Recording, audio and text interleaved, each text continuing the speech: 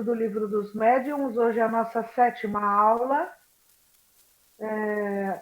Boa noite a todos, sejam bem-vindos. Muita alegria, nós estamos juntos.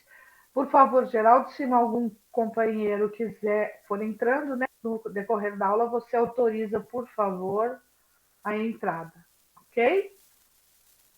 Então, quem gostaria de fazer o nosso preparozinho? Da semana passada foi a Lu, né? Se eu não me engano, né? Então, você pode fazer, Edna, por favor, para nós? Posso.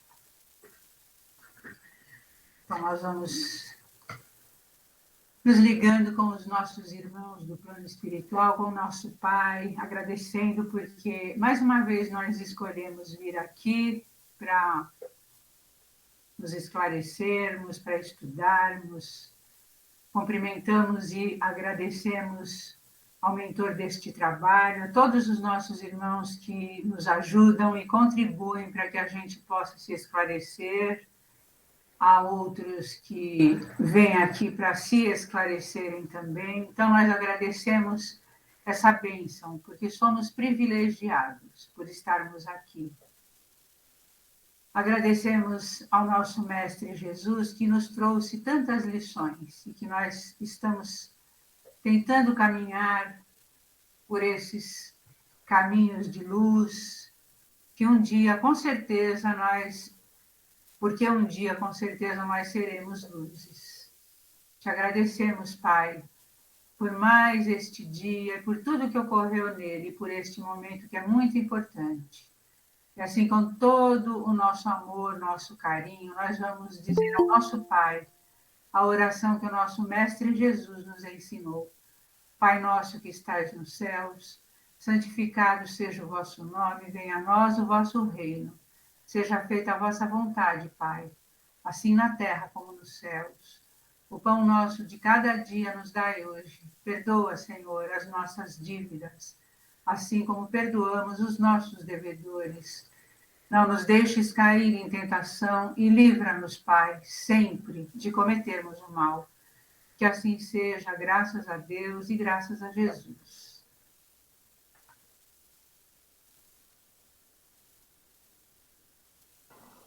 Edna, por gentileza, você poderia publicar o link no Facebook e no grupo da FEAM Sim, e no Telegram, por favor? põe assim. Obrigada, viu? Te agradeço.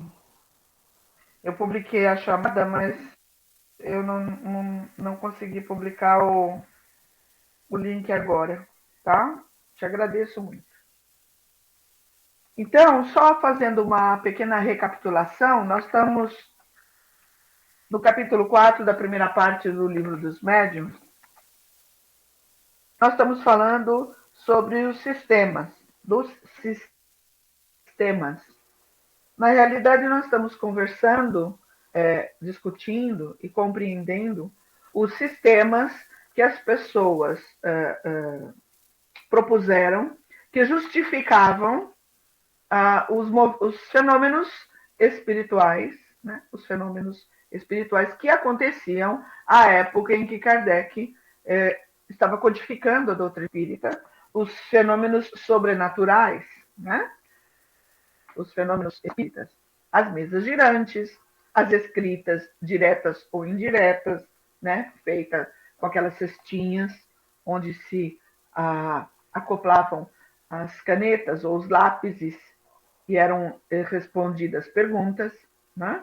Então, as pessoas que frequentavam as reuniões, muitas delas eram cientistas, estudiosos, e eles formularam sistemas, teorias, explicando por que é que aquilo acontecia. Então, nós estamos estudando esses sistemas. Nós paramos no item 45, que trata do sistema sonambúlico.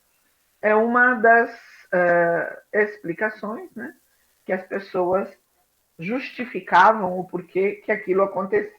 Tá?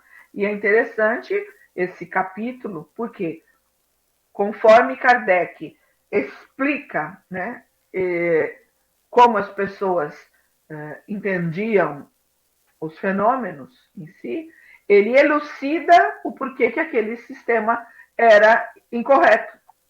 Ele refuta as ideias que as pessoas tinham a respeito desse sistema e ele explica o porquê. Ok? O Etival não tinha te visto ainda.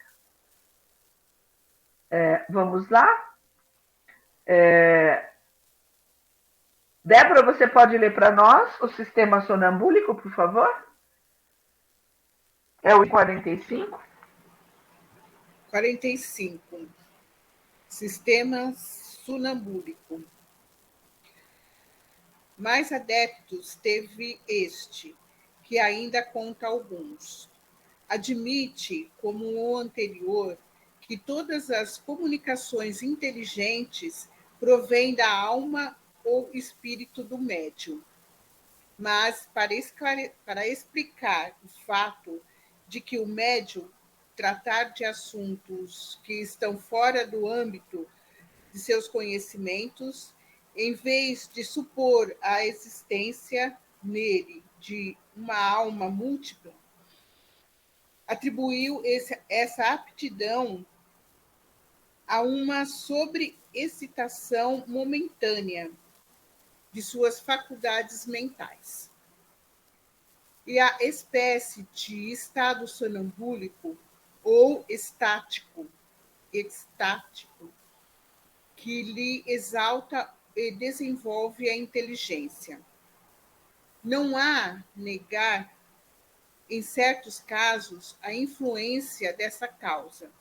Porém, a quem tenha observado como ópera a maioria dos médiuns, essa observação basta para lhe tornar evidente que aquela causa não explica todos os fatos, que ela constitui exceção e não regra. Pode-se acreditar que fosse assim, se o médium tivesse sempre ar de inspirado ou de estático, aspecto que, aliás, lhe seria fácil apresentar perfeitamente. Se quisesse representar uma comédia, como, porém, se há de crer na inspiração, quando o médium escreve como uma máquina, sem ter a mínima consciência do que está obtendo, sem a menor emoção, sem se ocupar com o que faz, distraído, rindo ou conversando de uma coisa ou de outra, concebe-se a ser excitação das ideias, mas não se compreende possa fazer que uma pessoa escreva sem saber escrever e ainda menos quando as comunicações são transmitidas por pancadas ou com o auxílio de uma prancheta ou uma cesta. No curso dessa obra, teremos ocasiões de mostrar a parte que se deve atribuir à influência das ideias do médium. Todavia, tão numerosos e evidentes são os fatos em que a inteligência estranha se revela por meio de sinais incontestáveis que não pode haver dúvida a respeito. O erro da maior parte dos sistemas que surgiram nos primeiros tempos do espiritismo está em haverem deduzido de fatos insulados conclusões gerais.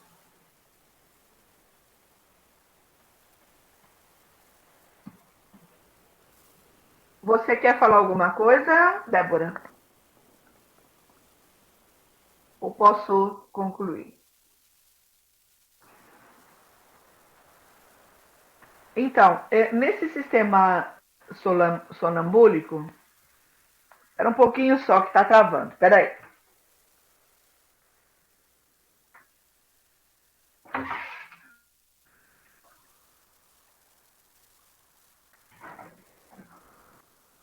Nesse sistema sonambúlico, eles dizem que é o espírito do médium que se manifesta, né?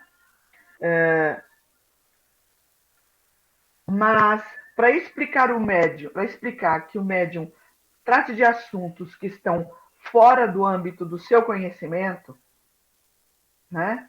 Porque existiam relatos, fatos, palavras que não estavam dentro do conhecimento do médium, se fala da sobreexcitação, ou seja, um estado de excitação da mente tão grande que ele aumente a sua inteligência, né? E consiga captar essas informações. Muito. Aqui ele diz que não pode se negar que em alguns casos isso acontece. Nós vamos estudar mais para frente casos de comunicações onde a mente do médium está se manifestando sem o conhecimento dele consciente. Isso acontece.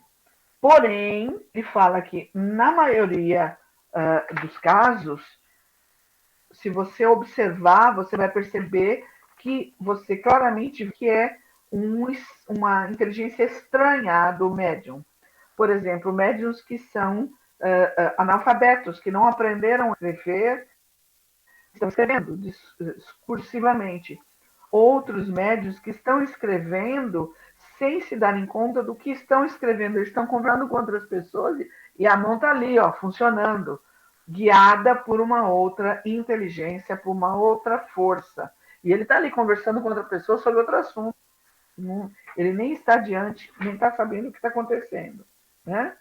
Porque não dá para entender inspiração que vem através de mente para mente se a mente consciente está prestando atenção em outra coisa. Não dá para entender isso, né? Então, essa história do sonambulismo, mais para frente nós vamos estar o médium sonambúlico, né? E a influência da própria espírito do médium nas comunicações. Isso acontece algumas vezes, não a ponto de ser regra geral. É exceção, como ele fala aqui, né?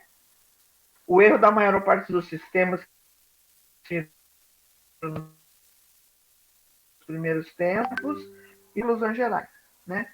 Então, existem casos isolados onde se observa e um estudo, quando a gente estuda por muito tempo, a gente consegue observar nas comunicações pessoas que estudam muito tempo e que têm experiência, consegue perceber na comunicação quando é o espírito do mestre comunicando. Tem um outro nome que agora está me fugindo, que a Animismo. gente tem quando é isso, animismo, tá? Que é o próprio espírito, obrigada, Edna, do médium que se comunica. Então, esse sistema simbólico que dizia que justificava sendo o próprio espírito do médium, não tem como. Até teria, mas quando você fala de um médium que não tem cultura, que não foi alfabetizado, não tem como. Tudo bem? Alguém quer falar alguma coisa? Podemos seguir em frente no 46? Então vamos lá. Nossa, nós temos. Deixa eu botar mais gente aqui que o meu. Eu sumi com 3 pessoas na minha tela e eu não estou vendo as outras 3. Deixa elas aqui. Aí. Agora sim, a Lucineide, a Tânia e a Magda. Magda, você pode ler para a gente o item 46? No item 46, nós vamos falar sobre o sistema pessimista, diabólico ou demoníaco. Aí nós vamos entrar numa outra ordem de ideias agora. 46. Sistema pessimista, demoníaco ou diabólico. Entramos agora numa outra ordem de ideias. Constatada a intervenção de uma inteligência estranha. Tratava-se de saber qual a natureza dessa inteligência. Sem dúvida, o meio mais simples era perguntar. Algumas pessoas, entretanto, não se contentaram com isto e não quiseram ver em todas as manifestações senão uma obra diabólica. Para elas, só o diabo ou os demônios podem comunicar-se. Posto que o sistema hoje tenha pouca repercussão, não deixou de ter um certo crédito pelo caráter mesmo dos que procuraram estabelecê-lo. Contudo, faremos notar que os partidários do sistema demoníaco não devem ser alinhados entre os adversários do espiritismo, antes, pelo contrário. Quer os seres que se comunicam sejam anjos, quer demônios, são sempre seres incorpóreos. Ora, admitir a manifestação dos demônios é sempre admitir a possibilidade de comunicação com o mundo invisível, ou, pelo menos, com uma parte desse mundo. A crença na comunicação exclusiva dos demônios, por mais irracional que seja, podia não parecer impossível quando se considerassem os espíritos como serem criados fora da humanidade. Desde, porém, que se sabe que os espíritos não passam de almas dos que viveram, aquela crença perdeu todo o prestígio e, por dizer-se, toda a verossimilhança, porque então decorreria que todas essas almas são demônios, quer fosse de um pai, de um filho ou de um amigo, e que nós mesmos, pela morte, nos convertemos em demônios. Doutrina pouco lisonjeira e pouco consoladora para muitos. Será muito difícil convencer a uma mãe que seu querido filho morto, que lhe vem dar provas de afeição e de identidade, seja um súdito Satã. É verdade que entre os espíritos há os muito maus e que não valem mais que aqueles a quem chamam demônios, pela razão muito simples de que há homens muito maus, que a morte não torna melhores imediatamente. A questão é de saber se são estes os únicos que podem comunicar-se. Aos que assim pensam, endereçamos as seguintes perguntas: há bons e maus espíritos? Segundo, Deus é mais poderoso que os maus espíritos ou demônios, como os chamais? Terceiro, afirmar que só os maus se comunicam é dizer que os bons não o podem? Se é assim, de duas umas, isto acontece pela vontade de Deus ou contra a sua vontade? Se contra a vontade de Deus, é que os maus espíritos podem mais do que Deus. Se pela vontade de Deus, porque na sua bondade não o permitiria aos bons, a fim de contrabalançar a influência dos maus. A contrabalançar a influência dos maus? Quarto, que provas apresentais da impossibilidade da comunicação dos bons espíritos? Quinto, quando vos opomos à sabedoria de certas comunicações, respondeis que o demônio toma todas as máscaras a fim de melhor seduzir? Na verdade, sabemos que há espíritos hipócritas que dão à sua linguagem um falso verniz de sabedoria. Admitis, porém, que possa a ignorância falsificar o verdadeiro saber e uma natureza má falsificar a verdadeira virtude, sem deixar transparecer coisa alguma que denuncie a fraude? Sexto, Se só o demônio se comunica, desde que é inimigo de Deus e dos homens, por que recomenda preces a Deus, submissão à sua vontade, suportar sem murmuração as tribulações da vida, a desambição das honras e das riquezas, a prática da caridade e de todas as máximas do Cristo? Numa palavra, fazer tudo quanto é necessário para destruir o seu próprio império? Se é o demônio quem dá estes conselhos, é forçoso convir que, apesar de tão auspicioso, é muitíssimo inepto quando fornece armas contra si próprio. 7. Se os espíritos se comunicam, é que Deus o permite.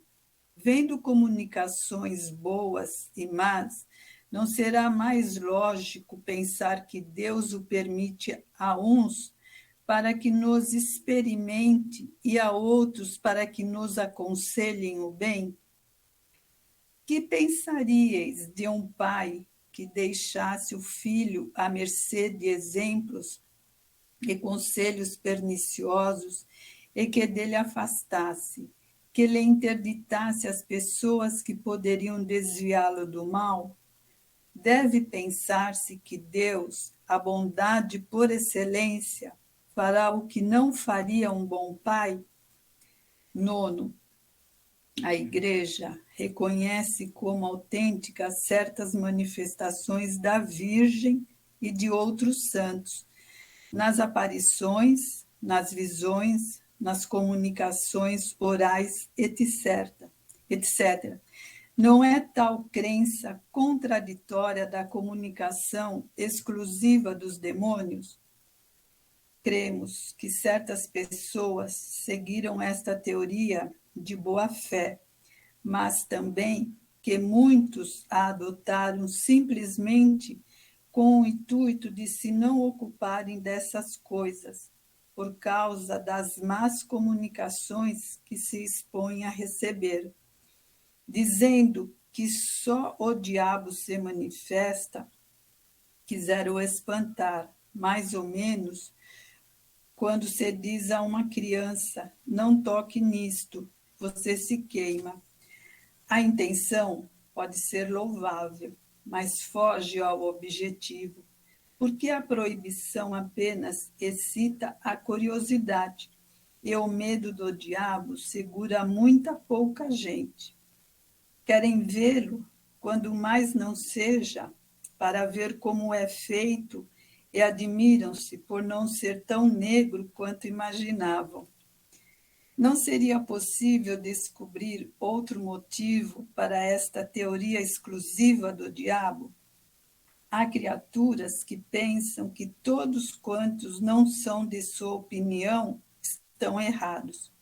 Ora, aqueles que pretendem que todas as comunicações sejam obra do diabo não seriam movidos pelo receio de não encontrarem espíritos de acordo com suas opiniões sobre todos os pontos, e ainda mais sobre aqueles que ferem os interesses deste mundo do que os do outro? Não podendo negar os fatos, quiseram apresentá-los de modo apavorante. Mas esse meio não produziu mais resultado que outros. Onde o medo do ridículo é inoperante, há que deixar que as coisas sigam o seu curso. O muçulmano que ouvisse um espírito falar mal do Alcorão, certamente tomá-lo-ia como um mau espírito. Outro tanto aconteceria a um judeu que considera certas práticas da lei mosaica. Quanto aos católicos, já ouvimos um afirmar que o espírito que se comunicava não poderia deixar de ser o diabo, uma vez que o espírito pensava de modo diferente do seu sobre o poder temporal, embora só tivesse pregado a caridade, a tolerância, o amor do próximo e a abnegação das coisas do mundo, máximas todas ensinadas pelo Cristo. Como os espíritos não passam de almas dos homens e estes não são perfeitos, resulta que há espíritos igualmente imperfeitos e cujo caráter se reflete em suas comunicações. É um fato incontestável que os há maus, astuciosos, profundamente hipócritas e contra os quais não devemos resguardar. Mas, pelo fato de no mundo encontrarmos homens perversos, há nisso uma razão bastante para fugir de toda a sociedade? Deus nos concedeu a razão e a capacidade de raciocínio a fim de apreciarmos os espíritos tanto quanto os homens. O melhor meio de nos premunirmos contra os inconvenientes que podem apresentar-se na prática do espiritismo não é interditá-lo, mas o tornar compreendido.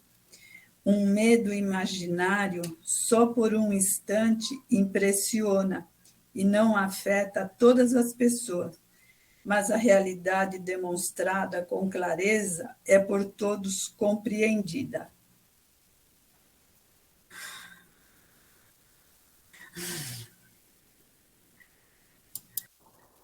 E aí, Magda?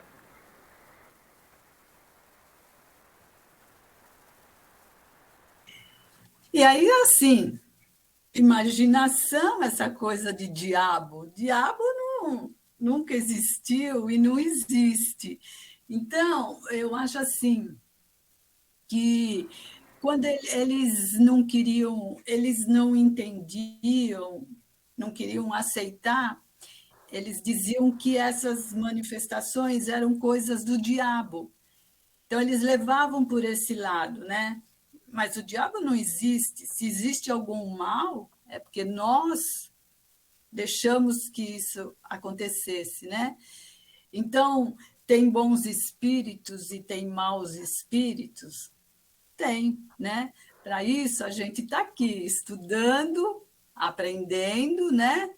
Para que, se um dia a gente tiver essa oportunidade, saber quando é um bom espírito que está se manifestando e quanto é um mau espírito, né? Porque quando é um bom espírito, ele só pode ir até uma determinada coisa, porque ele também não lhe é permitido ele falar tudo, né? Ao passo que esses outros espíritos já querem. Então, foi isso mais ou menos. É interessante a maneira como ele refuta esse sistema de que essa explicação que alguns deram de que as manifestações eram provenientes do demônio, né? Que se era o demônio, então quer dizer que Deus permitiu que só os demônios se manifestassem. Se parte-se do princípio que os espíritos são almas de pessoas, não quer dizer que quando a gente desencarnasse a gente ia virar demônio também. E que se ele permitisse só a manifestação dos maus, então e os bons não poderiam se manifestar? É muito interessante a maneira tão amorosa como é que refuta esse sistema, né? Que na realidade o bem e o mal existem na sociedade também, né? Pode falar, Edna. É assim, né? Até hoje se reforça essa questão do demônio, né? A gente vê pelas séries, por exemplo, Walking Dead. Está reforçada aí a questão do demônio, de todas essas dos zumbis, de todas essas coisas fantasiosas, mas é fácil para nós dizer que isso não existe. Tem um monte de gente aqui e agora que acredita firmemente que o diabo existe. Tem muita gente em várias religiões, na Igreja Católica, inclusive, que ainda fala do diabo, né? que ainda reforça todas essas coisas que nós já sabemos que não existem, mas isso é reforçado e a gente vê todo dia, por exemplo, nas séries que passam na televisão, no cinema, tudo é Na reforçado para realidade, que continue. personificam, eles personificam o mal, né? Numa figura, como a gente personifica o bem numa outra figura. É a necessidade humana de ter alguém que represente o poder máximo do bem e o poder máximo do mal. A dificuldade que nós temos de compreender que o mal está dentro de nós, né? E que a gente dá a comidinha do lobo, né? Lobo bom ou lobo mau.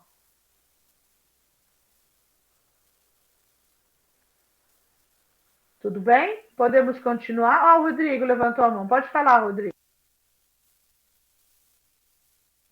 Não, eu ia comentar o que você falou mesmo, que é muito didática a forma que o Kardec coloca, e aí eu ia só fazer um comentário da terceira coisa que ele coloca, que eu acho que a mais forte de todas as questões que ele vai colocando para poder tirar esse sistema, né, e mostrar o porquê que ele não é real, porque isso não existe. A terceira que fala, eu até voltei aqui para ler, se afirma que só os maus se comunicam e que os bons não podem, quer dizer, Deus deixa só os maus, mas se Deus deixa só os maus pela sua vontade, quer dizer que os maus sobrepujam a vontade de Deus, e é onde está a soberania de Deus nisso. Então, é uma coisa que muitas vezes as pessoas acho que não param nem para pensar com relação a isso, porque se elas acreditam que só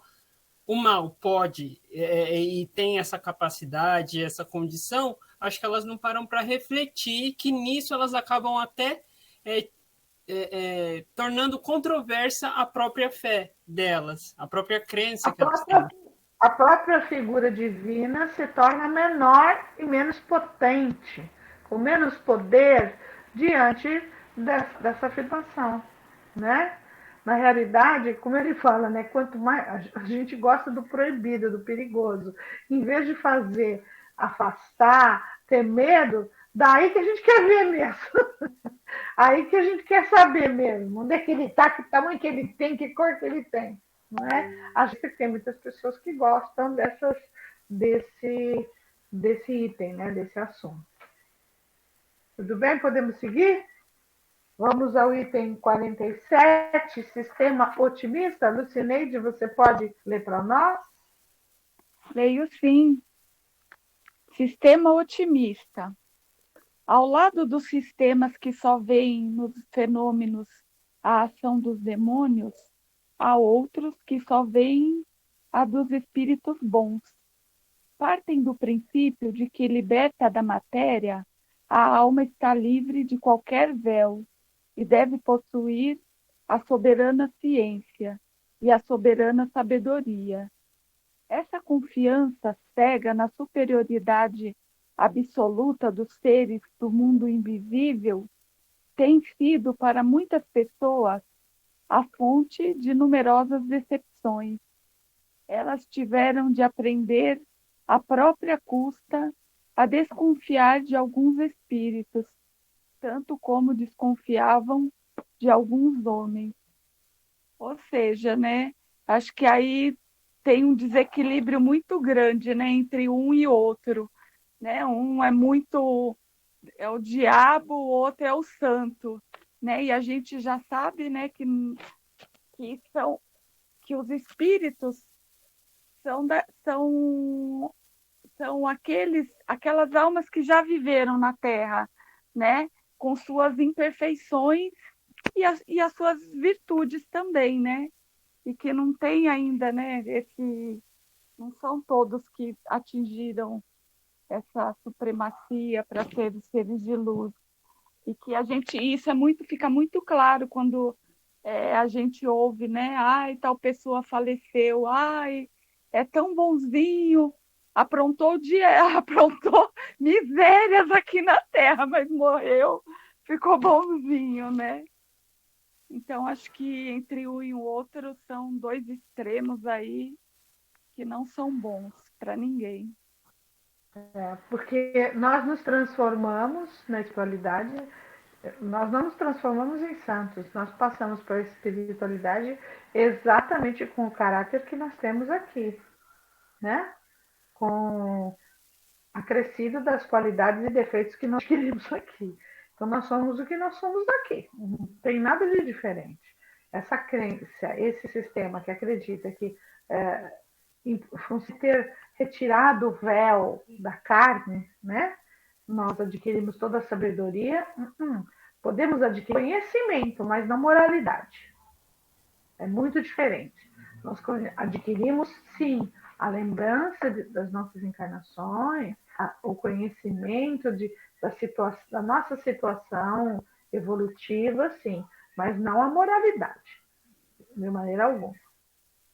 Vamos seguir? Rodrigo, você pode ler para a gente o item 48, sistema unispírita ou monoespírita. 48. Sistema unispírita ou monoespírita. Como variedade do sistema otimista, temos o que se baseia na crença de que um único espírito se comunica com os homens, sendo esse espírito o Cristo, que é o protetor da Terra. Diante das comunicações da mais baixa trivialidade, de revoltante grosseria, impregnadas de malevolência e de maldade, haveria profanação e impiedade em supor-se que pudessem emanar do espírito do bem por excelência. Se os que assim o creem nunca tivessem obtido, senão comunicações inatacáveis, ainda se lhes conceberia a ilusão. A maioria deles, porém, concordam em que têm recebido algumas muito ruins, o que explicam dizendo ser uma prova a que o bom espírito os sujeita, como lhes ditar coisas absurdas. Assim, enquanto uns atribuem todas as comunicações ao diabo, que pode dizer coisas excelentes para tentar, pensam outros que só Jesus se manifesta e que pode dizer coisas detestáveis para experimentar os homens. Entre estas duas opiniões tão opostas, quem sentenciará? O bom senso e a experiência. Dizemos a experiência, por ser impossível que os que professam ideias tão exclusivas tudo tenham visto e visto bem. Quando se lhes objeta com fatos de identidade que atestam, por meio de manifestações escritas, visuais ou outras, a presença de parentes ou conhecidos dos circunstantes, respondem que é sempre o mesmo espírito, o diabo segundo aqueles, o Cristo segundo estes, que toma todas as formas. Porém, não nos dizem por que motivo os outros espíritos não se podem comunicar, com que fim o espírito da verdade nos viria enganar, apresentando-se sob falsas aparências, iludir uma pobre mãe, fazendo-lhe crer que tem o seu filho ao lado por quem derrama lágrimas. A razão se nega a admitir que o espírito, entre todos santo, desça a representar semelhante comédia. Demais, negar a possibilidade de qualquer outra comunicação não importa em subtrair ao espiritismo o que este tem de mais suave, a consolação aos aflitos. Digamos, pura e simplesmente, que tal sistema é irracional e que não suporta exame sério. Eu acho que ele mesmo diz aqui, né? Como que eu fico pensando, de verdade, eu acho que esse é um dos sistemas que mais me gera curiosidade. Como que eu fico pensando, será que Jesus tem tempo para ficar vindo aqui? De verdade, é uma coisa que eu fico pensando assim, será que ele tem tempo de ficar tanta, não sei, uma coisa assim. É completamente irracional, né? Assim como é irracional você acreditar que toda manifestação seja dada pelo diabo, né? Pelo demônio, é irracional você acreditar que todas as manifestações sejam dadas pelo Cristo. Sabe? A partir do momento que você acredita que existe vida após a morte, que os espíritos vivem, por que os outros espíritos não podem falar? Por que Cristo sujeitaria a fazer uma encenação? Né? É absurda. É simplesmente absurda, como ele mesmo fala. Pode dizer, Magda, a Edna. É que lá não tem tempo, Rodrigo. O tempo só tem para nós, ele pode estar em qualquer momento, em qualquer lugar. Né? A gente Ele não leva nem em consideração o tempo, né? Mas é um absurdo. E o que é legal, né, é que ele, de uma certa maneira, coloca que Jesus é o Espírito de verdade. Né? E tem gente ainda que duvida disso. Né? Porque quando ele publicou o livro dos Espíritos, Sim. ele disse que o Espírito de verdade era uma pleiade de espíritos. Sim. Que o ajudou a redigir o livro dos Espíritos. Mas ele sempre se referia ao Espírito de verdade, o Espírito da verdade. E ele nunca nomeou. Né? Aqui, bem sutilmente, ele diz que o Espírito da verdade é Jesus Cristo. Exatamente. Muito lindo isso. Alguém quer continuar falando sobre isso ou o Rodrigo está satisfeito que Jesus não ia se dar esse trabalho?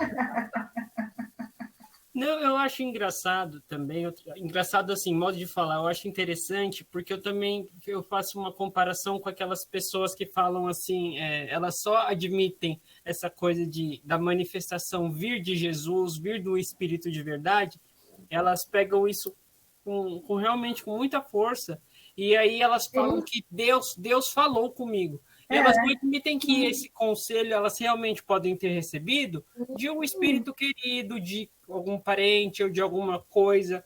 Eu acho que...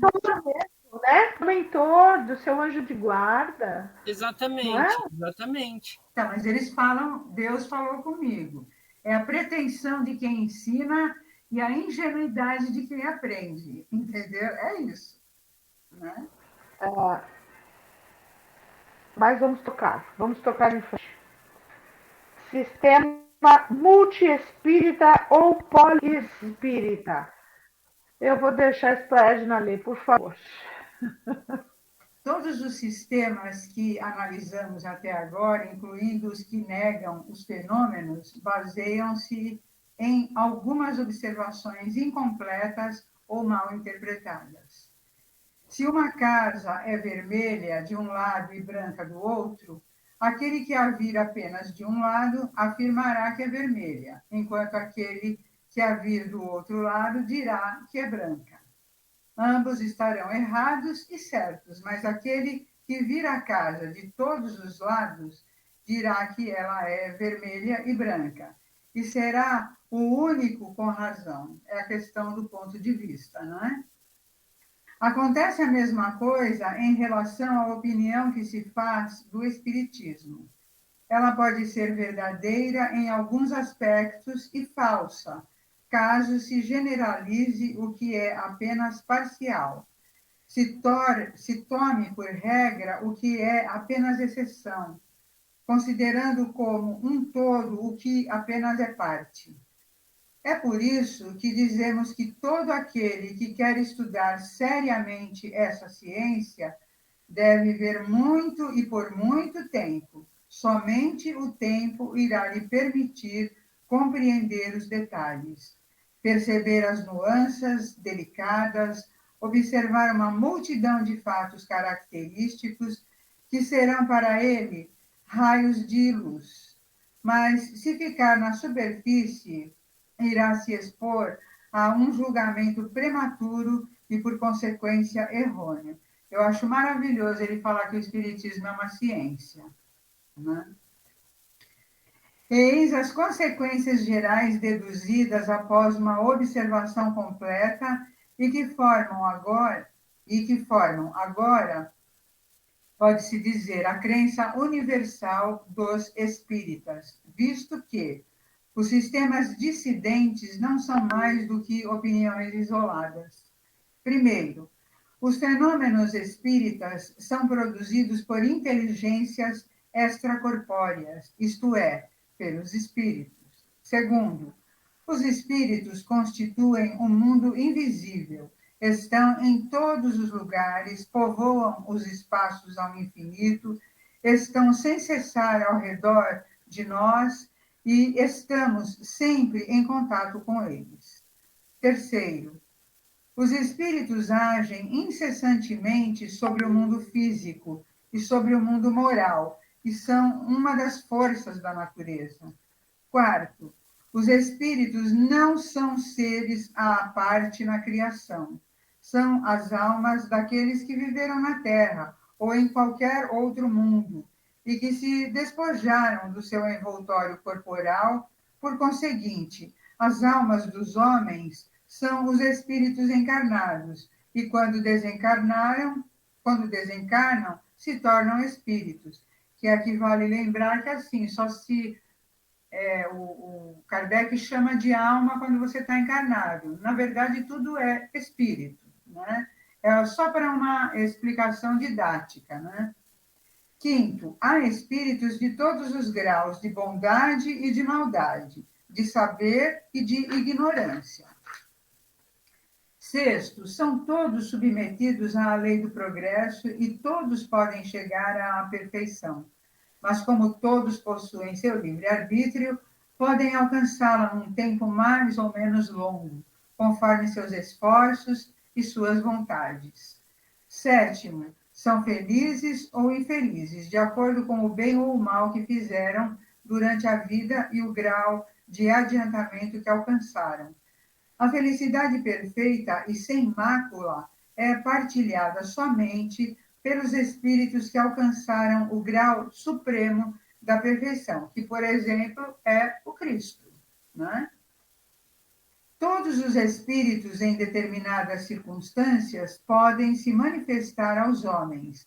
O número dos que podem comunicar-se é infinito. Nono, os espíritos se comunicam pelos médiuns que lhes servem de instrumentos e de intérpretes. Décimo, reconhece-se a superioridade ou a inferioridade dos espíritos por sua linguagem. Os bons aconselham apenas o bem e dizem apenas coisas boas. Tudo neles atesta a elevação. Os maus enganam. Em todas as suas falas trazem a marca da imperfeição e da ignorância. Aqui, ignorância no sentido de desconhecimento das coisas, né? Os diferentes graus em que se classificam os espíritos são indicados na escala espírita, está no livro dos Espíritos, na questão 100, que a gente viu, né? E o estudo dessa classificação é indispensável para avaliar a natureza dos espíritos que se manifestam e suas obras e as más qualidades. Então, que a gente fique atentos quando a gente começar a trabalhar com essa questão da mediunidade, da questão de trazer mensagem, etc. e tal, às vezes ele se aproxima, começam falando, nossa, você é maravilhoso. Ou então começam a falar uma porção de coisas que a gente começa... Tem gente que não percebe. Por isso que é importante estudar. É super importante estudar e se preparar. A gente não pode aceitar qualquer mensagem porque ele chegou, porque não é assim, as coisas não são assim, né? Eu tinha um instrutor, não neste centro agora na feira, mas antes, ele dizia que o médium é dono do seu corpo, então ninguém pode fazer nada que você não permita. Né? Ninguém pode dizer nada, nem fazer absolutamente nada com você se você não permitir. Né? Então, que a gente tome cuidado com essa questão do bom e do mal. Não sei se a gente pode dizer assim com toda certeza absoluta que ele é bom, que ele é mau, mas que a gente tome cuidado com o que ele quer que você fale. Isso é muito importante, porque ele encosta no seu perispírito e ele manda. Você pode filtrar, que é o que ele fala aqui, a gente filtra, o médium filtra e fala, porque às vezes eles falam coisas muito complicadas, tá? E que a gente precisa filtrar. Esse item que a Edna leu, que é o sistema multiespírita, é um condensado, né? Muito, é um condensado sucinto e muito importante de como se da doutrina espírita, basicamente, tá? É muito legal a gente ter isso bem claro para a gente, né? É muito interessante. No próprio livro dos Espíritos, a gente já estudou, quem estudou o livro todo conosco deve se lembrar que lá Kardec dizia que é melhor a gente refutar 10 mensagens verdadeiras do que aceitar uma mensagem falsa, uma mensagem ruim, né? E que, então, mas eu sou médium, eu tenho que falar tudo que o Espírito está mandando. Não, não é assim que funciona. Eu sou dona do meu corpo, eu sou dona da minha mente e eu falo se eu quiser. Mas se o Espírito está falando aqui comigo e está mandando eu dizer tal coisa, não, eu falo com ele e falo, não vou falar isso não. Pode usar outros termos, use outras palavras, porque essas palavras chulas, esses palavrões eu não vou dizer, não. Pode manifestar sua raiva, sua indignação, né? O seu rancor usando outras palavras, sem usar esses palavrões. Ele pode até insistir, porque ele insiste em falar palavrões, palavras de baixo calão, palavras agressivas, não, mas é falar. Ele pode até procurar um outro médium que está na sessão para tentar falar, o outro não falando, ele vai arrumar uma palavra mais decente para se manifestar. Essa coisa que a gente vai encontrar em algumas casas, médiuns que falam palavrão, palavras chulas, isso é falta de educação mediúnica, né? Porque o espírito pode vir querendo falar palavrão, pode. Pode te jogar no chão, pode. Pode querer sapatear, e fazer o médium querer sapatear, rodar a cabeça, se jogar. Pode, mas você faz se você quiser. Se você se controlar e falar com ele, falar, não vou fazer isso não. Né? Você quer se manifestar a sua raiva, a sua indignação, você pode se manifestar de outro jeito. Eu não vou ficar batendo o pé, sapateando. Né? Eles até tentam fazer com que você faça. Isso a gente vai estudar mais para frente, que para haver comunicações da espiritualidade através do médium, não precisa se jogar no chão, gritar, bater, o médium rodar. Não precisa nada disso. As comunicações podem acontecer calmas e tranquilas e elas vão vir impregnadas da energia de raiva, de ódio, de mágoa, do mesmo jeito que vinham da outra vez. Mas o médium filtra isso. Mas ele vai filtrar a carinha da Débora. Ele vai filtrar e ele vai ficar sentindo as mesmas raivas, as mesmas dores, sente no momento da comunicação. A hora que o espírito é retirado, que ele é socorrido, passa tudo, ele não sente nada. Porque a espiritualidade amiga não permite que o médium se prejudique em função do socorro que foi feito. Senão não haveria caridade, né? Eu sou médium, eu vou dar comunicação de um espírito que está sofrendo, por exemplo, que foi assassinado e está revoltado e está querendo vingança, e daí eu vou ficar sentindo a dor do assassinato, da facada que a pessoa levou, do tiro que a pessoa levou, ou se ela foi enseada, por exemplo. Daí não é justo, eu vou estar ajudando a socorrer esse espírito e vou ficar sentindo. Não, eu sinto alguma coisa no momento. O espírito é socorrido, a hora que ele é socorrido, passou, respirou, acabou. A ligação é mental. Então, o sentir é mental também, não é físico. Por isso que a gente não tem que temer nada com relação à mediunidade. A gente vai estudar e vai aprender isso tudo que não tem por que temer. Desde que você estude muito, aprofundar-se muito nos estudos e principalmente na nossa moralização. né? Não adianta só o estudo, porque a mediunidade independe da moralidade, da moralização do médium. Assim como uma pessoa que está empenhada em fazer sua reforma moral, ela pode ser médium, um fascínora, um delinquente, uma pessoa que está no lado negro, escuro da vida, também pode ser médium. O que vai determinar a qualidade da mediunidade em que ele vai exercer é a sua moralidade. A utilidade dessa aptidão,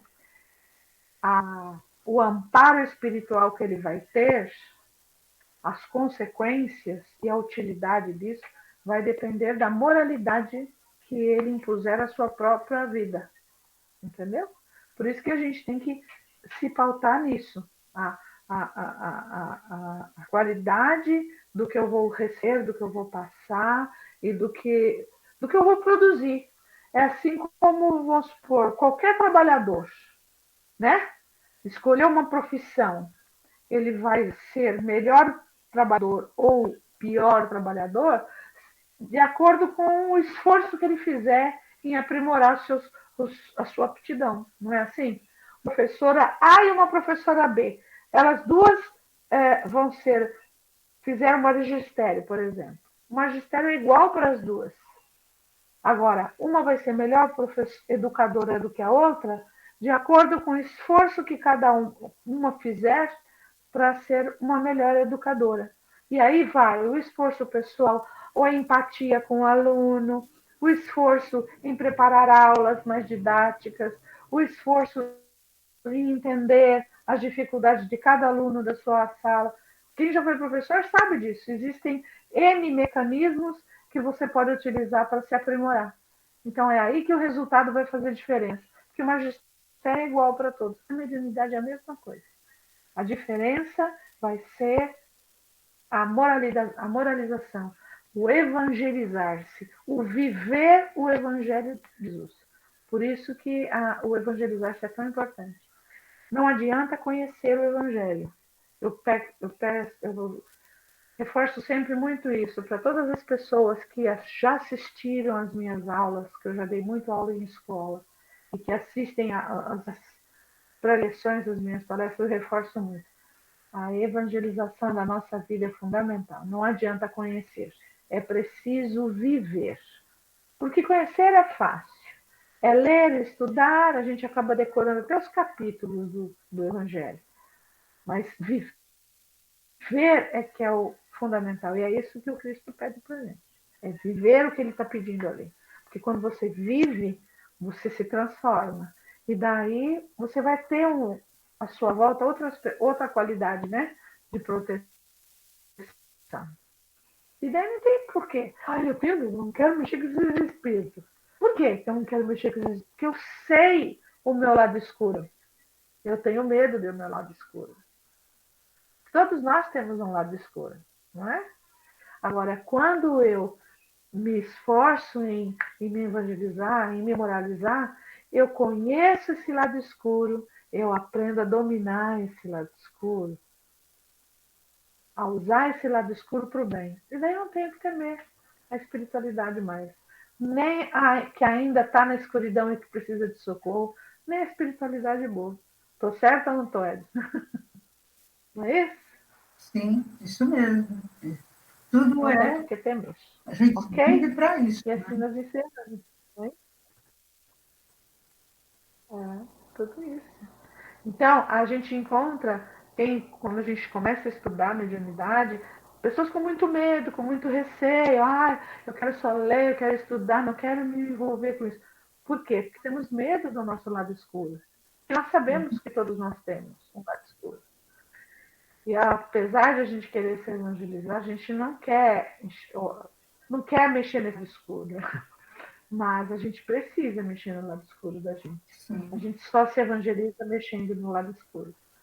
E daí, porque para mexer no lado escuro, para me evangelizar, para me morar, eu preciso mexer nesse lado escuro. E daí esse meu lado escuro vai me ajudar a trabalhar com os espíritos sofredores, né, Débora? Vai me ajudar a entender o sentimento daqueles que estão no escuro do outro lado. Sim. Que vêm cheios de mágoa, cheios de raiva, cheios de ódio, porque daí eu vou me sintonizar no mesmo sentimento que ele, porque eu também tenho tudo isso dentro de mim.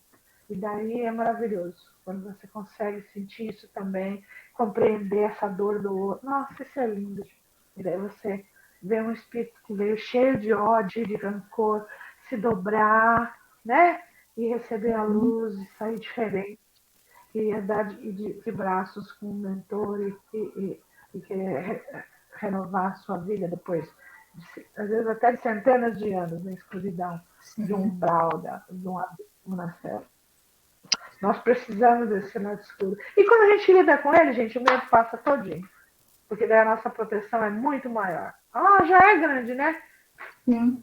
Mas é isso. Ah, já filosofei demais. Vamos encerrar. Já filosofei demais. Amei vocês aqui hoje. Obrigada, queridos. Obrigada, Geraldo, nosso videomaker. Coraçãozinho para vocês todos, com vocês. Encerra a nossa amiga Edna. Até sexta-feira, queridos amados.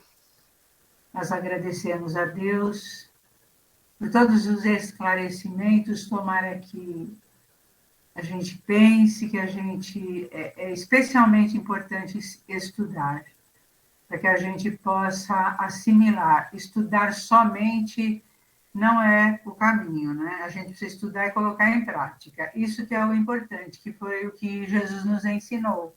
Aliás, ele não fazia nada, não falava nada daquilo que ele não tinha feito. Então, que a gente possa fazer o mesmo.